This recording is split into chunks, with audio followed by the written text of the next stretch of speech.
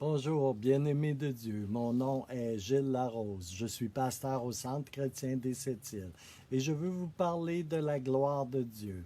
La Bible dit que la gloire de Dieu va être révélée et que toute chair la verra. Un très beau passage des Écritures en Ésaïe 40, versets 3 à 5 déclare que la voix de celui qui crie dans le désert, préparez le chemin de l'Éternel, aplanissez dans le lieu stérile une route pour notre Dieu. Toute vallée sera relevée, et toute montagne et toute colline sera abaissée, et ce qui est tordu sera rendu droit, et les lieux raboteux deviendront une plaine unie, et la gloire de l'Éternel sera révélée et toute chair ensemble la verra, car la bouche de l'Éternel a parlé. Oui, nous verrons la gloire de Dieu et la gloire de Dieu va se révéler. La gloire a besoin, voyez-vous, d'irradier à travers de nous. Ésaïe 60 nous dit, lève-toi, sois éclairé, car ta lumière arrive et la gloire de l'Éternel se lève sur toi. Le verset 2 de Ésaïe 60 nous dit, voici, les ténèbres couvrent la terre et l'obscurité les peuples, mais sur toi l'Éternel se lève, sur toi sa gloire apparaît. Les versets 3 et 4 déclarent, des nations marchent à ta lumière et des rois à la clarté de tes rayons. Porte tes yeux alentour et regarde. Tous ils s'assemblent, ils viennent vers toi. Tes fils arrivent de loin et tes filles sont portées sur les bras. La Bible déclare aussi que nous sommes la lumière du monde, comme une cité bâtie au sommet d'une montagne qui ne saurait être cachée. Bien-aimés, je vous le dis, nous avons besoin de laisser notre lumière briller.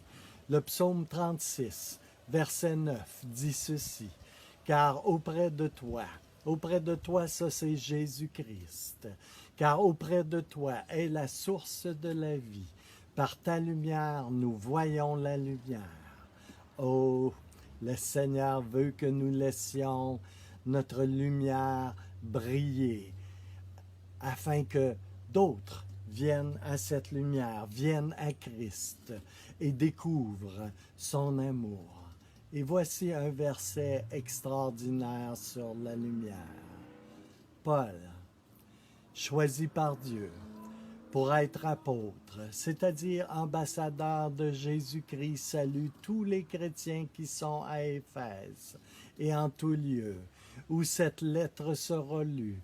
Tous ceux qui croient en Jésus-Christ et lui sont fidèles, que notre Père et le Seigneur Jésus-Christ vous donnent la grâce et la paix, les bénédictions spirituelles en Christ.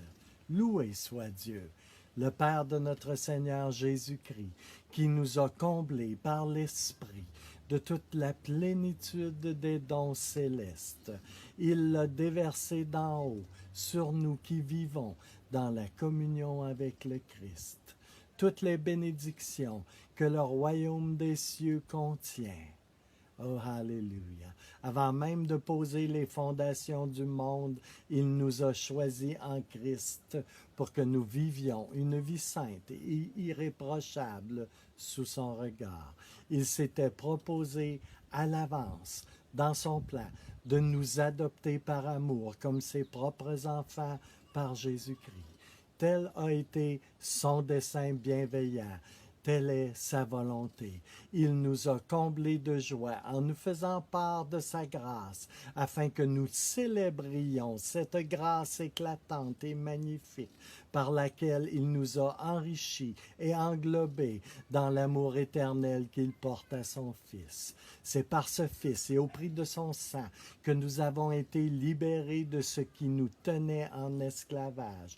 C'est parce que nous sommes un avec lui que nous avons été lavés du péché et que toute offense a pu nous être pardonnée généreusement à la mesure des richesses de sa grâce. Cette grâce Il l'a déversée sur nous à profusion. Elle a débordé dans nos vies et ouvert nos yeux à la vérité. Sous son influence se sont épanouies en nous de nouvelles facultés d'intelligence et de compréhension qui nous ont rendus capables de saisir le secret du plan de Dieu. Ce plan que de toute éternité, sa bienveillance lui a inspiré. Il le portait dans son cœur pour le mettre à exécution au moment opportun. À présent, il nous l'a dévoilé en Christ. Et quel est l'aboutissement final de ce plan? Lorsque les temps seront mûrs. Pour cela, tout ce qui existe dans le ciel et sur la terre, l'univers visible et invisible sera restauré, unifié et rassemblé sous le gouvernement du Christ. Tout trouvera sa perfection et son accomplissement en lui. L'histoire de l'humanité sera résumée et achevée en lui. Le cosmos tout entier ne formera plus qu'un seul corps dont le Christ sera la tête. Et dans tout ce qui appartiendra au jour au Christ, nous aurons notre part. C'est en Jésus-Christ que cela se fera. Et c'est en lui aussi que nous avons été déclarés héritiers par décret de celui qui a le pouvoir d'accomplir tout ce que sa volonté a décidé. Nous avons été destinés, voyez-vous, à vivre pour célébrer sa gloire. Nous qui sommes les premiers êtres de la création, à placer notre espérance en Jésus-Christ. Et depuis longtemps, nous, entre parenthèses les Juifs, nous avons ardemment attendu notre Messie. Maintenant, nous pouvons contribuer à la louange de sa gloire en vivant à son honneur.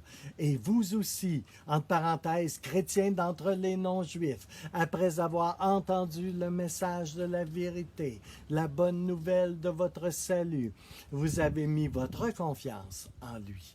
Nous voici donc en communion avec le Christ. Par votre foi, vous avez été scellés de l'Esprit Saint, gage de si grandes promesses. Cet Esprit, annoncé depuis longtemps, est à la fois la garantie et l'avant-goût de notre héritage commun.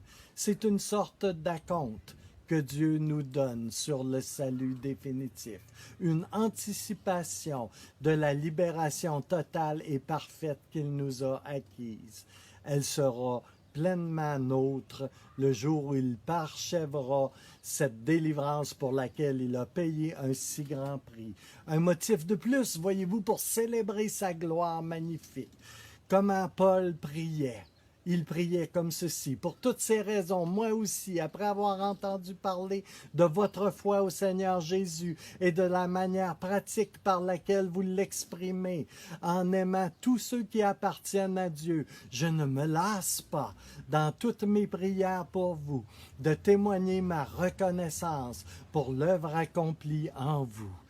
Ce que je demande, c'est que le Dieu de notre Seigneur Jésus-Christ, le Père, qui possède toute gloire, vous donne l'esprit de sagesse et de pénétration spirituelle pour que vous puissiez sonder ces mystères afin d'arriver à mieux le connaître, qu'il vous accorde une pleine lumière et qu'il augmente l'acuité de votre vision spirituelle afin que vous compreniez en quoi consiste l'espérance vivante à laquelle vous avez été appelés et que vous sachiez quelle merveille vous êtes en droit d'attendre, car inépuisable est la richesse du glorieux héritage que Dieu réserve à ceux qui lui appartiennent.